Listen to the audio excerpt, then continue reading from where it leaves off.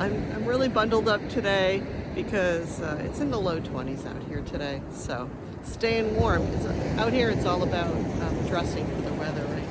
So I thought I'd take a little time today to show you a few things that I found on the beach. And what I find is that at different times, and I don't know why, there are different things that wash up on the beach. So one day I might come out and it might be all seagull feathers that are washed up, lots and lots of them. Some days it'll be grass, some days it'll be just a lot of seaweed. That's pretty common. Some days just clams and clams and clams all over the beach. The seagulls have a lot of fun.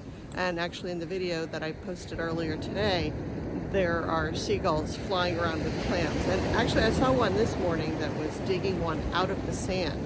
Often they dive right into the shallow water, and that's where they get the clam, but this one was actually digging in the sand and dug one up, so it must have been pretty close to the surface.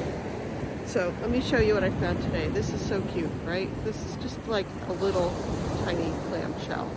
There, you see the little ones, and then I'm going to show you, see the big ones. And you may wonder, why do you have, 3 fingers out on your gloves and have these ratty gloves?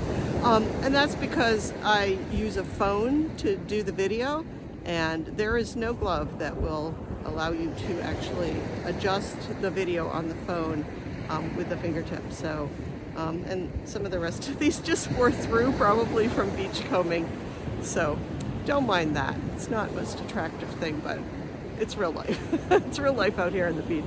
So then obviously there are larger clams. This is a pretty large clam shell. You can see that one. And I would say this is probably the largest size that you would see a seagull picking up. Some of the larger seagulls will pick one like this up. And what they do is, when it's a live one, it has something in it, they'll pick it up and they'll fly with it in their beak, and then they'll drop it on the beach. And if it lands just right, it'll open up and then they'll have breakfast. And this is how cold it is. I'm going to show you, hopefully you can see this, but that was ice inside the clam that just fell out. Anyway, this clam's already been consumed. So that's one of the clam shells. Just drop that.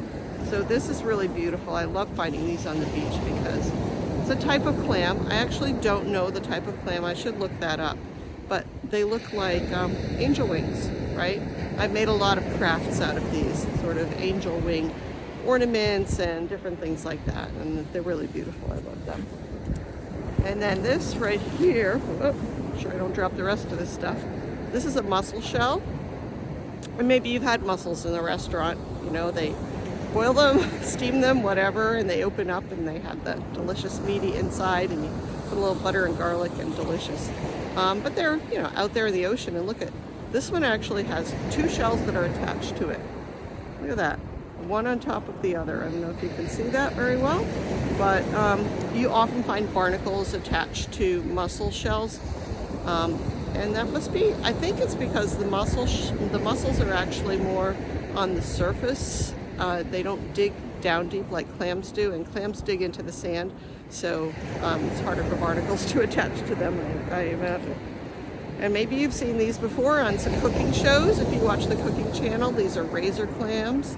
And these are also edible. This is a razor clam shell. It's a pretty big one. You see some different sizes out here, but I see these quite often. And this last thing is very interesting. It doesn't look interesting because it's just a piece of black coal.